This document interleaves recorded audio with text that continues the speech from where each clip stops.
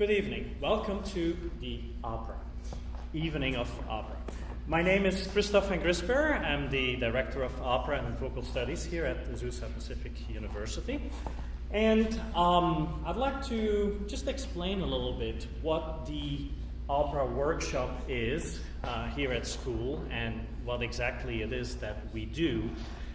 You will all witness a performance tonight, but we actually do a lot more to get ready to that performance. There's many different steps. And so the first part of the fall semester, we actually focused on the several aspects of opera making.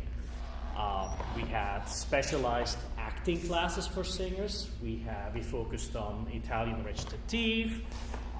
We focused on stage presence and presentation and how to present yourself properly while singing.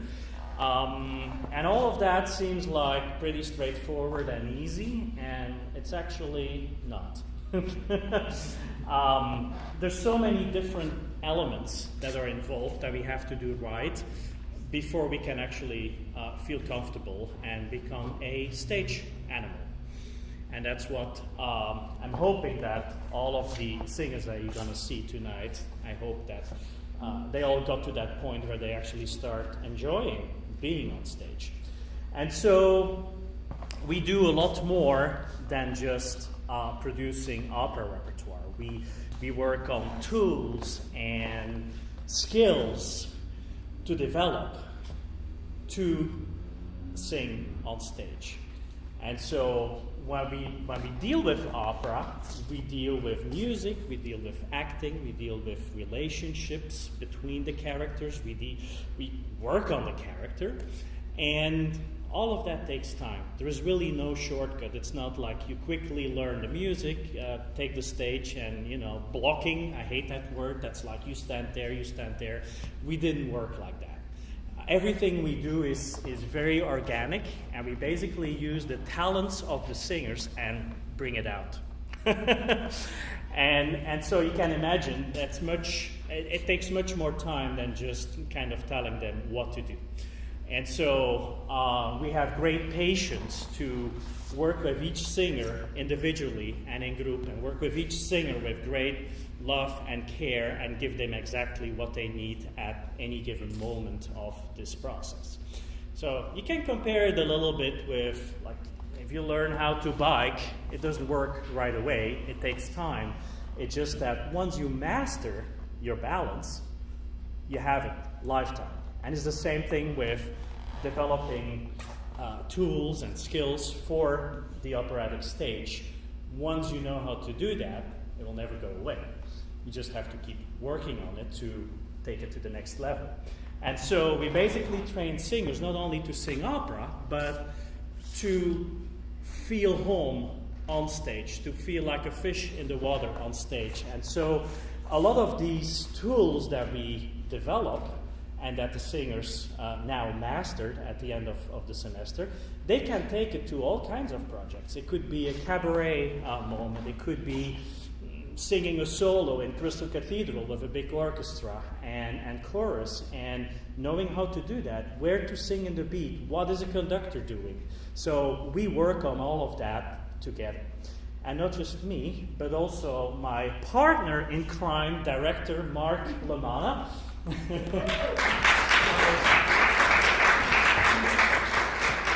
And Mark will be introducing each of the scenes, so enjoy the show.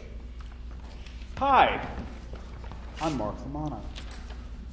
It's been a lot of fun. We've had a lot of fun working on this this program together, and I think we should get started. The first song is from Candide. This is from the score. In the country of Westphalia, in the castle of the most noble baron of Fender Ton Trunk, lived 4 youths. Cunegunda, daughter of the baron, was content with being the most sought-after maiden in the land. Her only real competition was her brother, Maximilian, whose unabashed beauty she feared rivaled her own.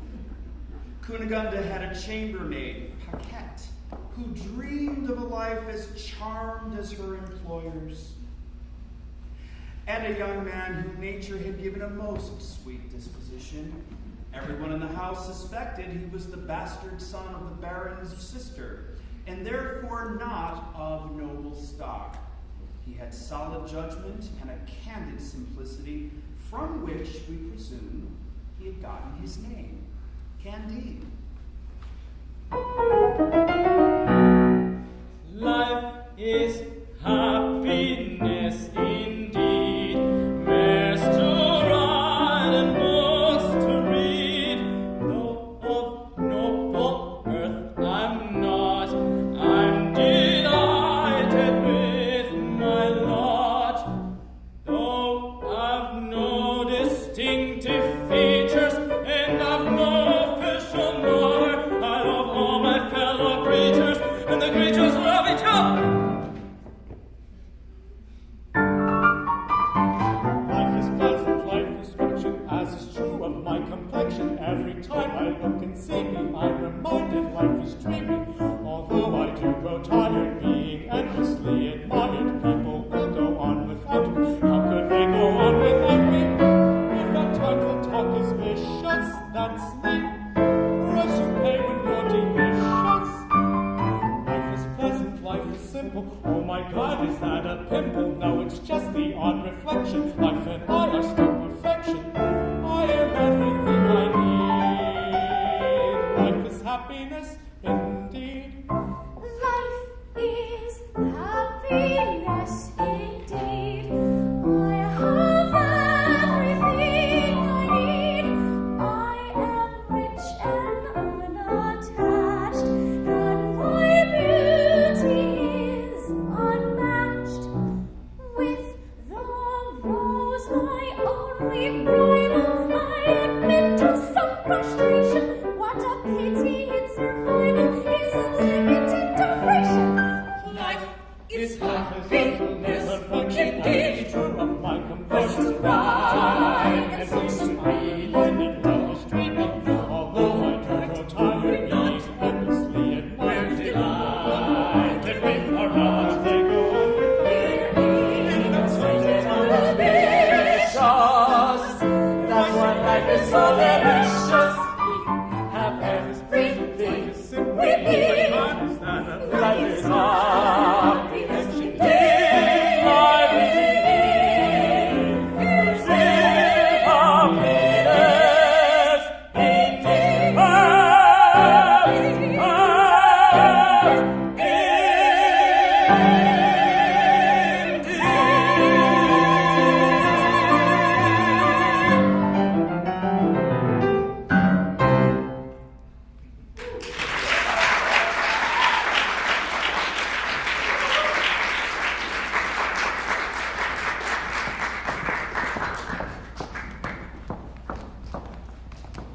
Our next scene is from the Marriage of Figaro. Now, this is ostensibly a dressing room. Susanna is about to marry Figaro. Marcelina is an older woman who has set her sights on Figaro. Marcelina enters the room, and knowing that Susanna can hear her, starts to say some overly flattering things about her, and Susanna enters. Now, Marcelina is the kind of person that thinks that every day is her day. Susanna is intent on telling her that it's her day. And the way they do this is, if this is my room, you have to leave first. They trade a lot of insults, but the one that gets Marcelina the most is reference to her age, l'état.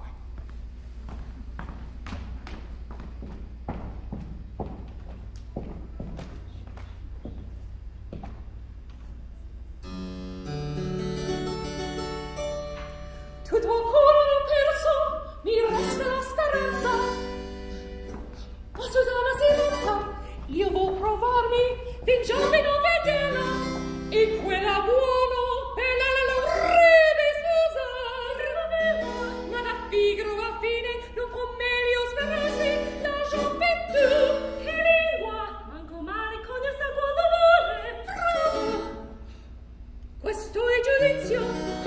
che modesti con quell'aria pietosa e poi che cara sposa.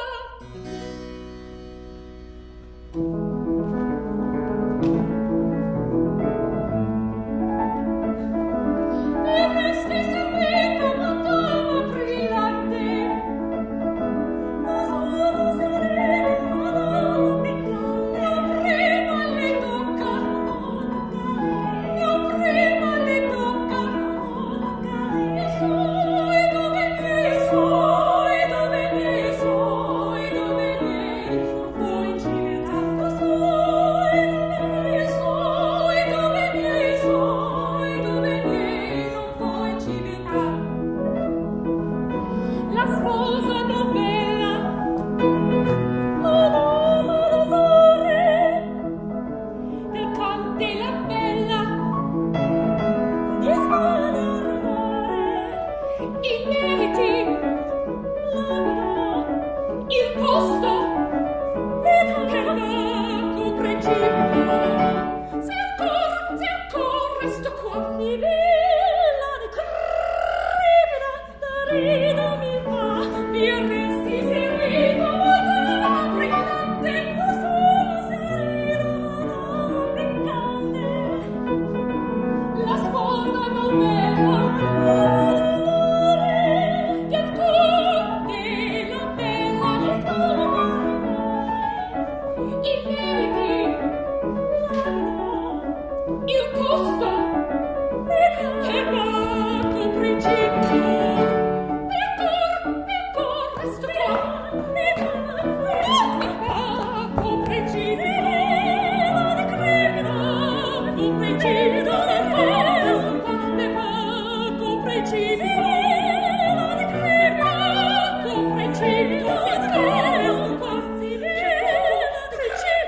se resto qua, l'arco precipita, se ancora resto qua, se ancora resto qua, se ancora resto qua.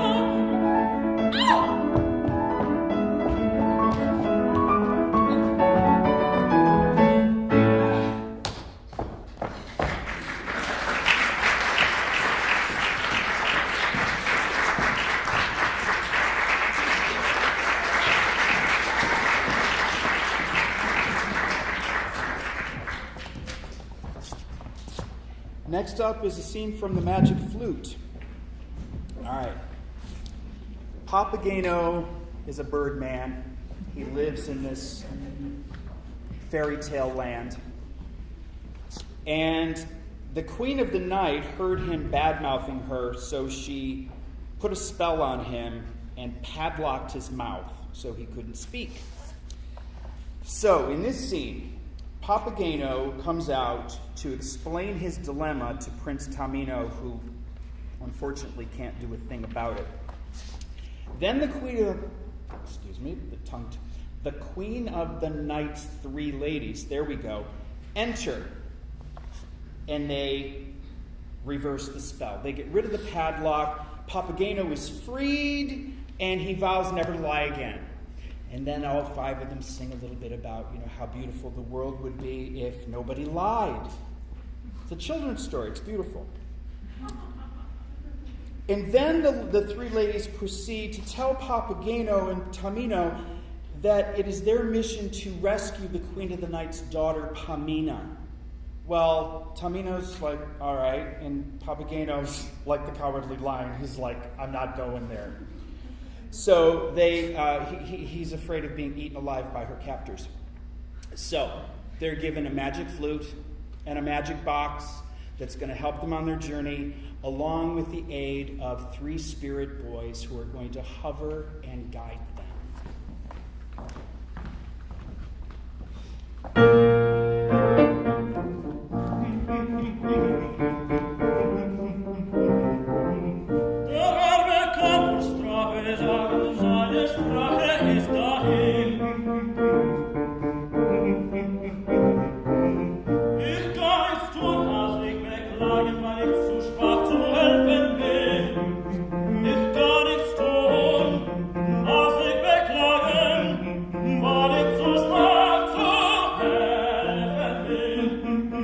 War ich zu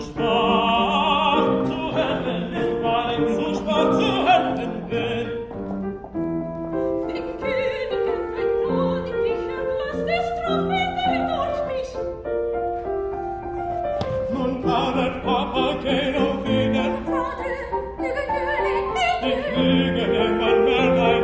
Ich schloss um deine Wange sein. So schloss um deine Wange. Um deine Wange sein. Wir kennen doch den Lügner aber. Ein Soß Schluss vor ihrem Mund. Statt Hauswerk und Häusergabe.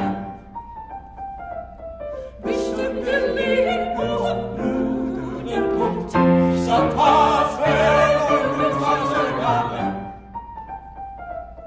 Bestimmt der Leben der Punkt.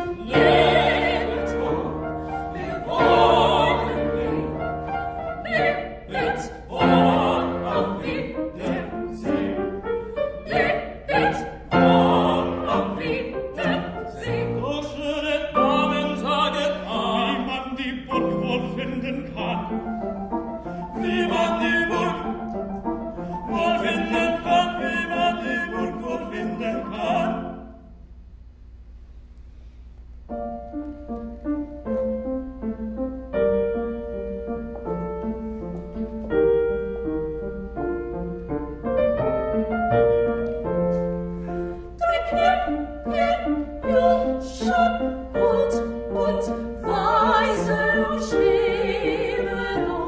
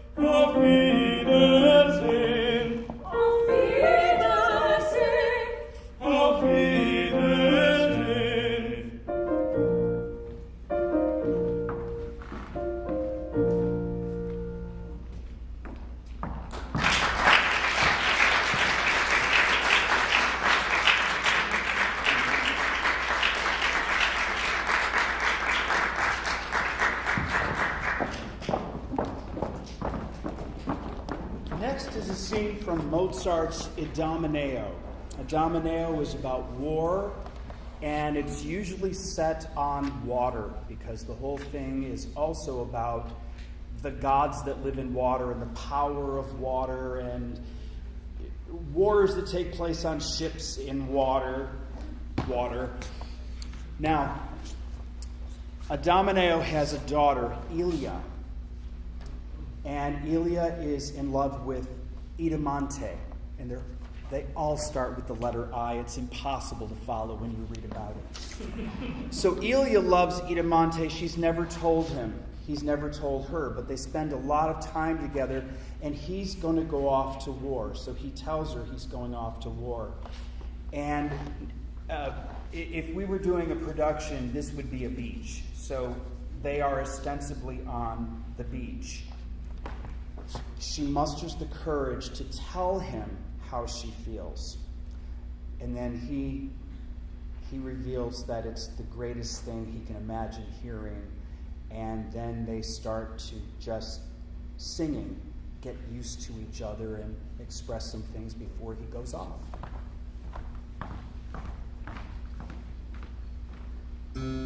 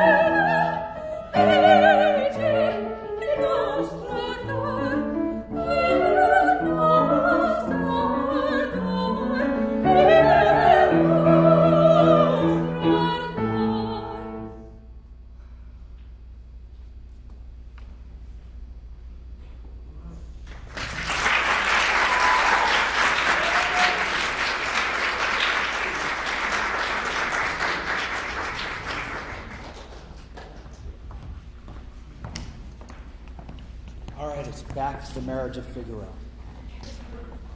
All right.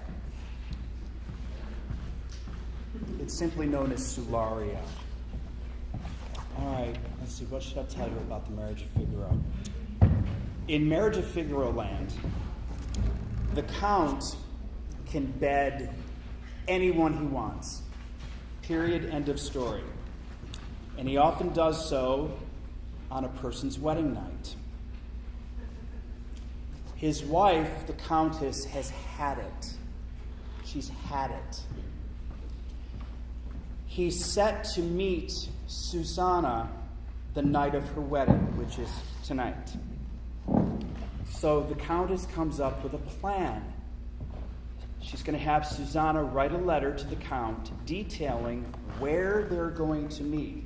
That's what, as they sing and Susanna writes, that's what she's writing is where they're going to meet. Except what in reality is going to happen is the Countess herself is going to disguise herself as Susanna, surprise him in front of other people, and put it to him. It's a great show. Okay, so they write the letter O, and there's something about class distinctions with the Countess and her maidservant Susanna, in that they actually are allowed a few moments of solidarity, which at the time this was written was mind-boggling, and it's still beautiful.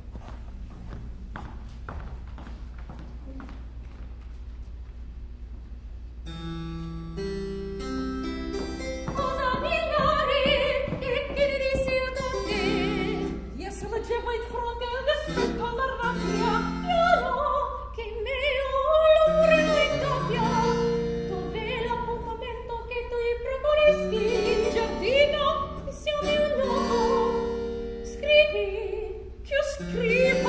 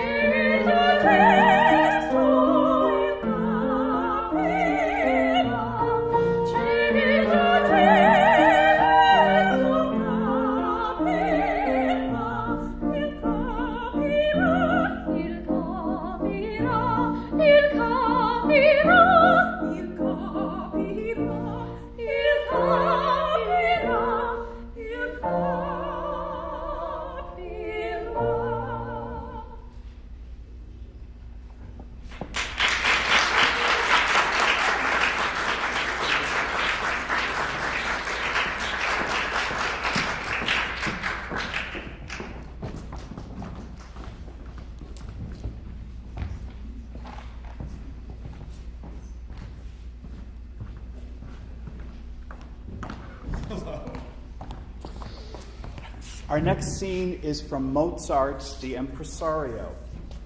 The Impresario runs an opera company, conveniently for us. And in this scene, he has just come back with 2 singers from a very successful dress rehearsal. One singer is old enough to be at the end of her career.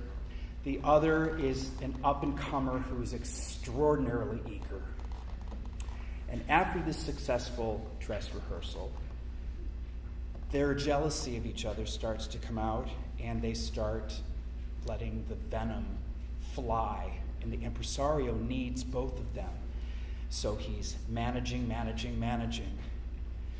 impresario.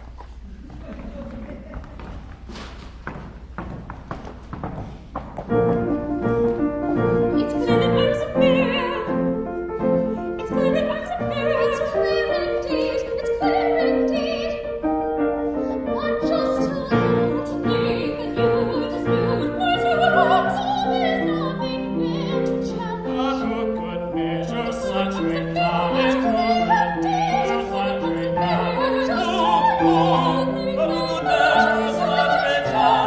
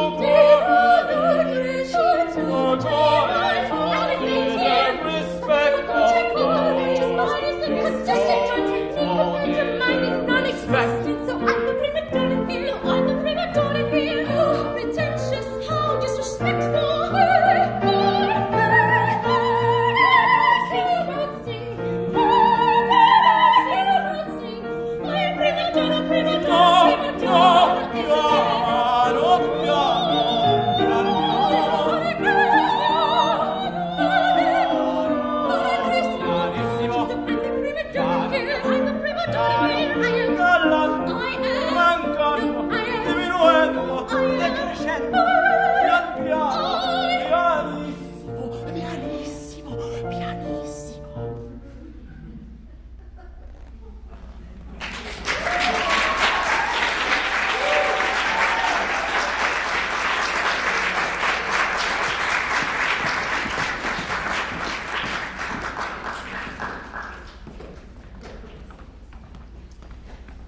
Well, you've seen one fight. It's like a night of boxing. Sometimes a night at the opera is like a night at the fights. It really is. And we have another one for you from Offenbach's The Lantern Marriage. The setup here is that one man proposed to two different women. They're usually gentle women. They're gentle human beings. Add some real anger, some jealousy, and they start going after each other. They go after each other instead of him. Isn't that the way we do it sometimes?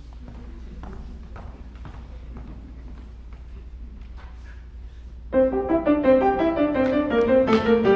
the sneaky vixen, what a picture of perfection. Oh, the hypocrite, her innocence is all deception. Oh, the sneaky vixen, what a picture of perfection. Oh, the hypocrite, her innocence is all deception. Ah, just let me at her, how I'd like to slap her. Ah, just let me at her, how I'd like to slap her. Oh, just let me at her, how I'd like to slap her. Oh, she irritates, she aggravates, oh, how she breathes, infuriates. Just let me at her, how I'd like to slap her. Oh, she irritates, she aggravates, oh, how she breathes, oh, how she dates. Daily says she'll find she's made a big mistake. Oh, at a stage she will find out that she has made a big mistake. When Larry wants to kiss you, don't plead with him to kick you. If you would have him true to you, don't beat him black and blue.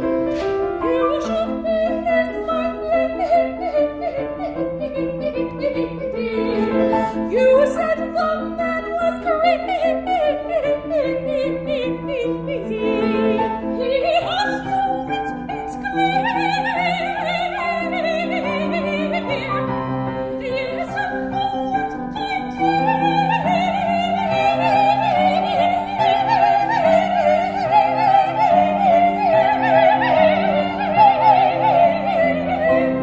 He's crazy and it's true.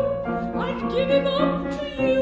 A half-widow so true, appropriate for you. The sneaky vixen, what a picture of perfection. Oh, the hypocrite, her innocence is all deception. Oh, the sneaky vixen, what a picture of perfection. Oh, the hypocrite, her innocence is all deception. Oh, just let me at her, how I'd like to slap her. Oh, just let me at her, how I'd like to slap her. Oh, just let me at her, how I'd like to slap her. Oh, she irritates, she aggravates, oh, how she breaks, oh, how she breaks. Just let me at her, how I'd like to slap her. Oh, she irritates, she aggravates, oh, how she infuriates. Oh, the mistake she tried, she made a big mistake. Oh, what a mistake, she will find out how she has made a big mistake.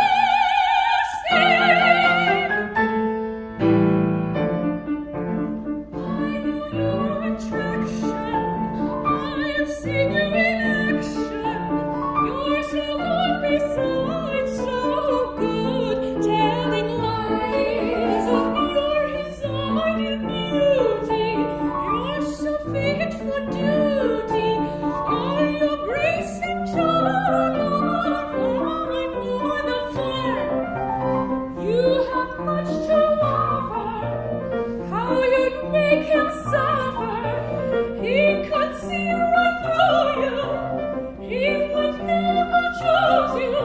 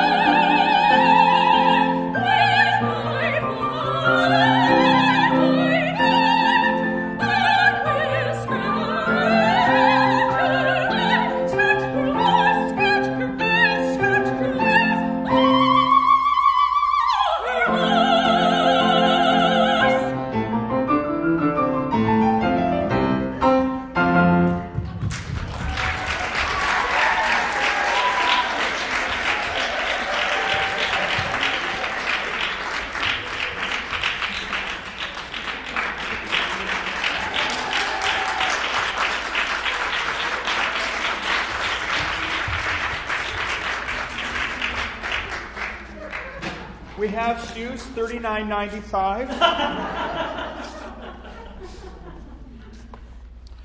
All right, it's West Side Story. You know, everybody knows this song, but when you work on the song, you have to know why the song is happening. Of course, the song is I Feel Pretty.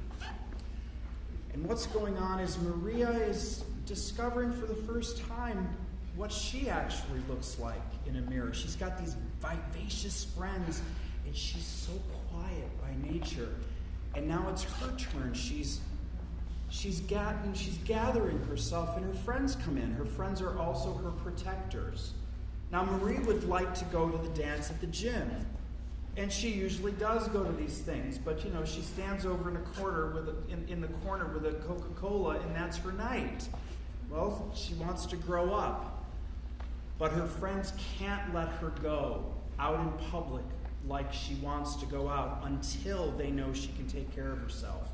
And their way of doing that is to relentlessly tease her. They tease her into growing up.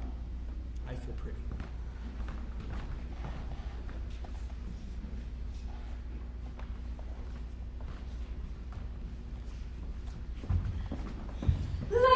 Ladies, she's now officially crazy. I am. You know, she looks somehow different. I do. And I think she's up to something. I am. I am. She talks like a parrot. What's going on with you, Maria? I feel pretty. Oh, so pretty. I feel pretty and witty and bright, and I pity any girl who isn't me tonight. I feel charming, oh so charming. It's alarming how charming I feel, and so pretty that I hardly can believe I'm real. See the pretty girl in that mirror there. Who can that attractive girl be? Such a pretty face, such a pretty dress, such a pretty smile, such a pretty me. I feel stunning and entrancing, feel like running and dancing for joy. For I loved what a pretty, wonderful boy.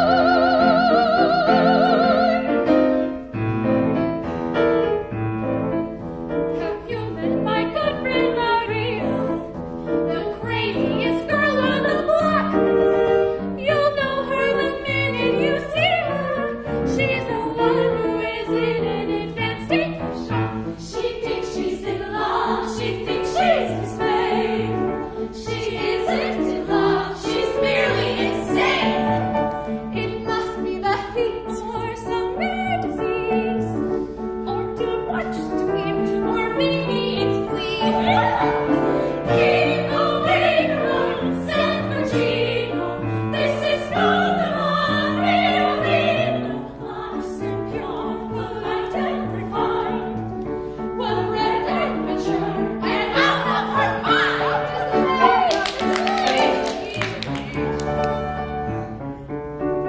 I feel pretty, oh so pretty, that the city should give me its key. A committee should be organized to honor me. I feel dizzy, I feel sunny, I feel fizzy and funny and fine and so pretty. Miss America should just resign. See the pretty girl in that mirror there. What mirror where? Who can that attractive girl be? What mirror? Such a pretty face, such a pretty dress, such a pretty smile, such a pretty me. I feel stunning and entrancing, like running and dancing. Joy, joy, for I'm loved by a pretty, wonderful boy.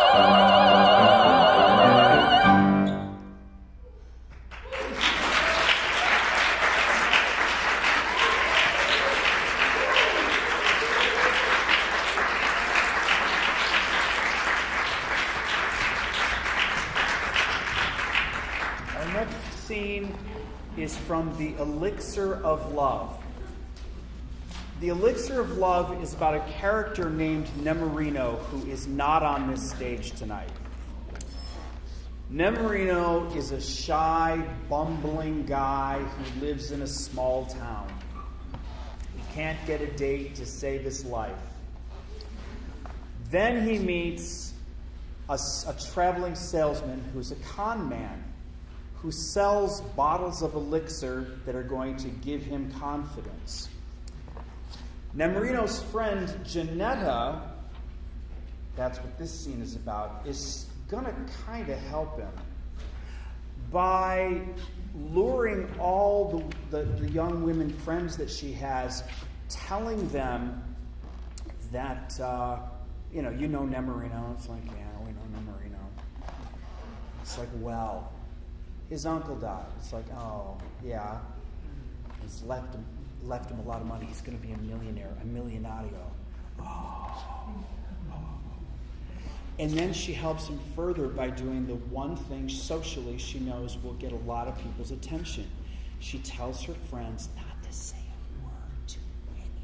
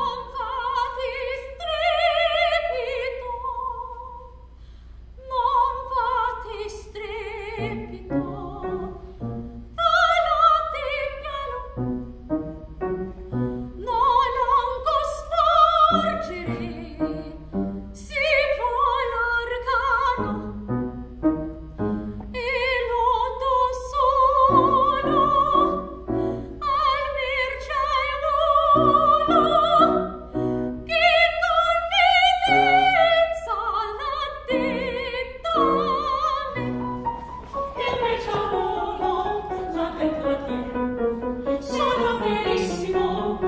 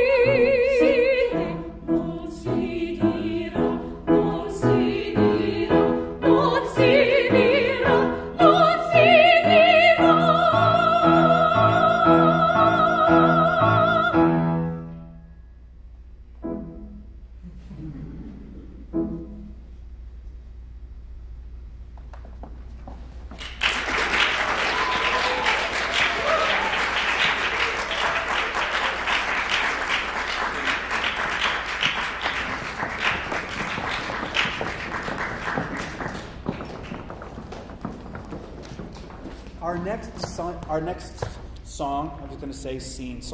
Our next scene is a song from an opera called Lakme. And it's nicknamed The Flower Duet. Now, you're going to recognize one of the melodies within it. It's repeated 3 times because it was used for a number of years and maybe still is for a Frangelica commercial during Christmas. Okay? Anyway, neither here nor there. Just don't sing along. Okay, so here is the scene. Lakme has a best friend, Malika. They were children together. They've grown up together. And this is a grotto full of flowers. And the ocean is right there. And it's their spot. When they want to go have fun, they go to the grotto. When they have trouble, they go to the grotto. When they have good news, bad news, when they need to talk to each other, they come for privacy to the grotto. Well, here's the dilemma. Lakme's father is in danger of being killed, and she's terrified. And it comes at a point in the opera where she says to her friend, Malika, come here, look at it, isn't it beautiful? Oh, it's always so wonderful to be here. And they sing this little song that they made up when they were children. And then the problem comes out about how she's trembling with fear about her father. And they use the song to ground each other, find some solace, and they have to get back. So they want to be here longer, but they can't. So they bid it goodbye. It's beautiful. The Flower Duet from Lakme.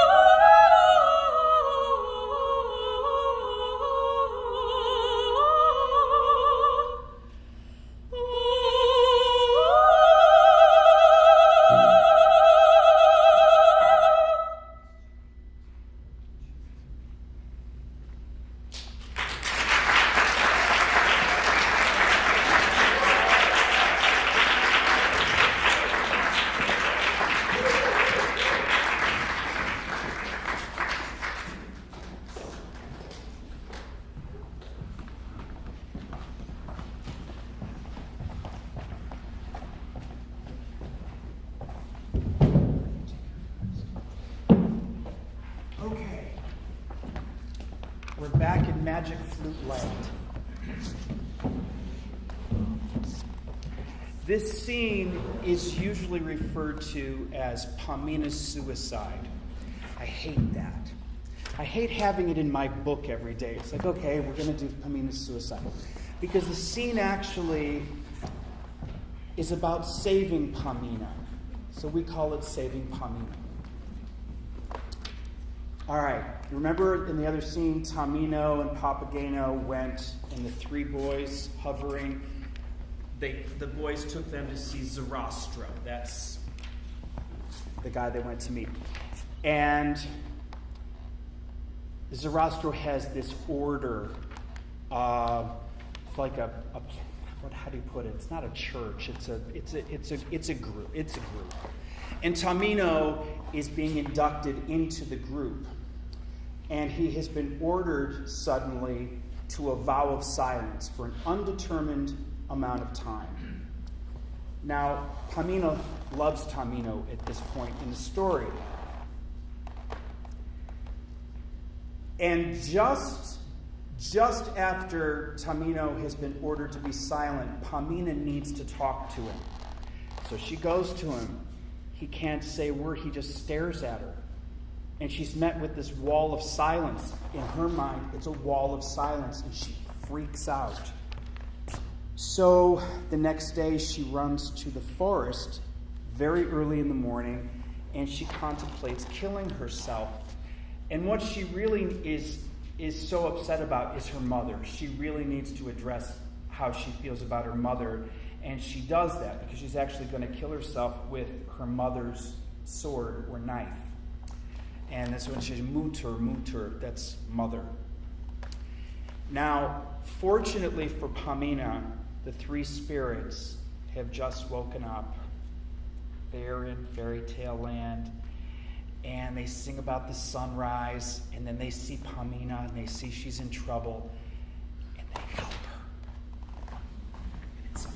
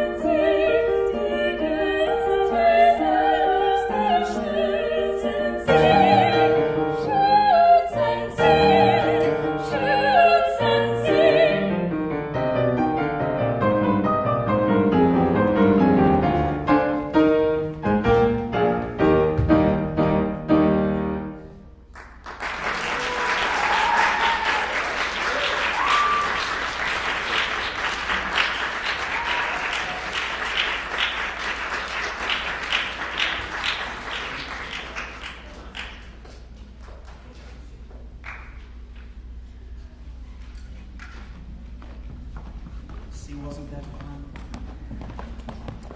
All right. Our next scene is from the opera Der Rosenkavalier. Now, you're in a palace. There is an important royal wedding that is being announced. You are guests. It's very formal. And what happens is Sophie is going to be presented with a silver rose. This scene is often called the presentation of the rose. Octavian is the cousin of the groom-to-be. It is Octavian's job to deliver the message with the rose. And Sophie inhales the aroma of the rose. And Octavian explains that there is oil dropped into it that is extremely fragrant, aromatic, intoxicating. Then she offers, unscripted, for him to smell it as well. And they're both, it's like a truth serum. Now they have known, another scene where they've known each other since they were children. But it's just Sophie, it's Octavian. They look at each other, and their whole world opens up, and the whole world falls away.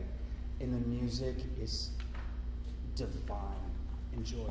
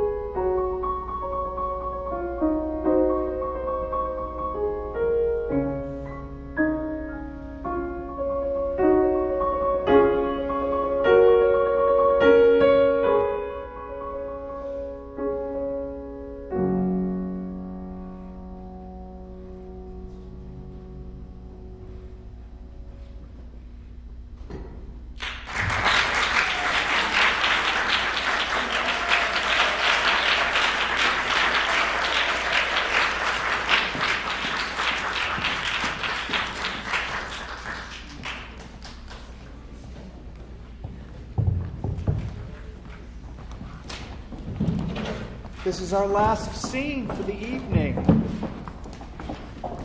And it joins up with the first scene that we did from Candide. Those four youths are in their classroom with Dr. Pangloss. We almost set up? We're getting there. We're getting there. Come on. Quick change.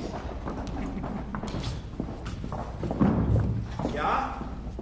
You ready? Best of all possible worlds.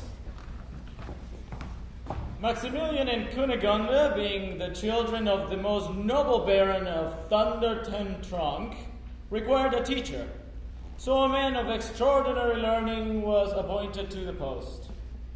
My name is Dr. Pangloss, and I teach my own particular branch of philosophy called Optimism! Optimism explains the mystery of living. Every experience of our lives has a meaning, and within that meaning hides a deeper meaning. Things cannot be other than they are, for everything was made for a purpose.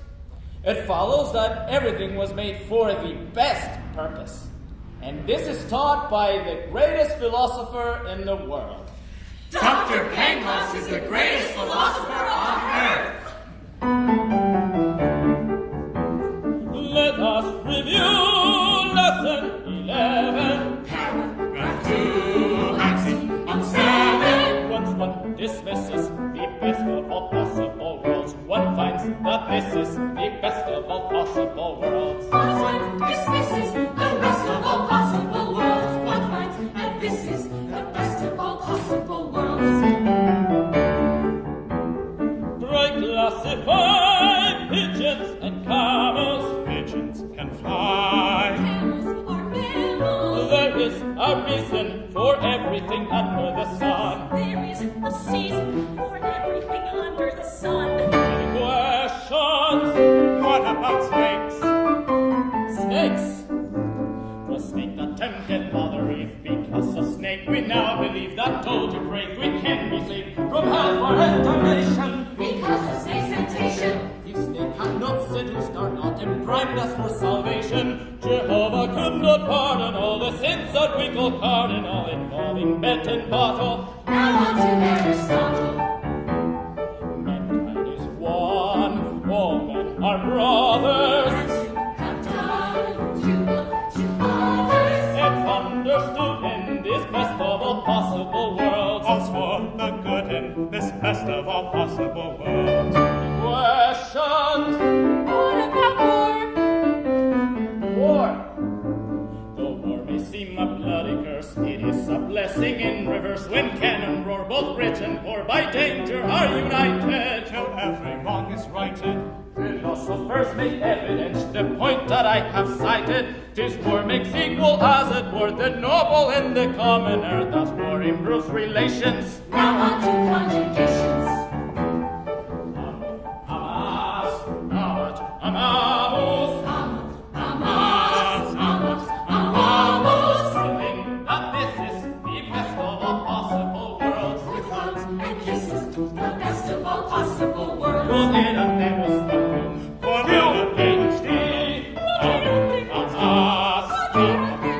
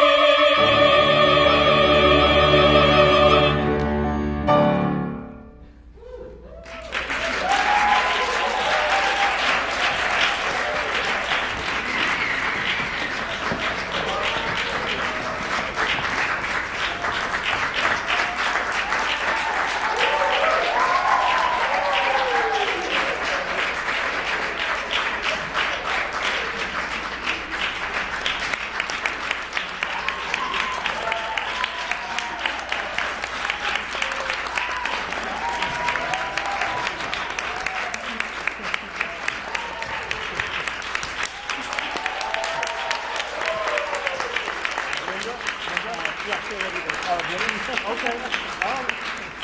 All right. Here we go.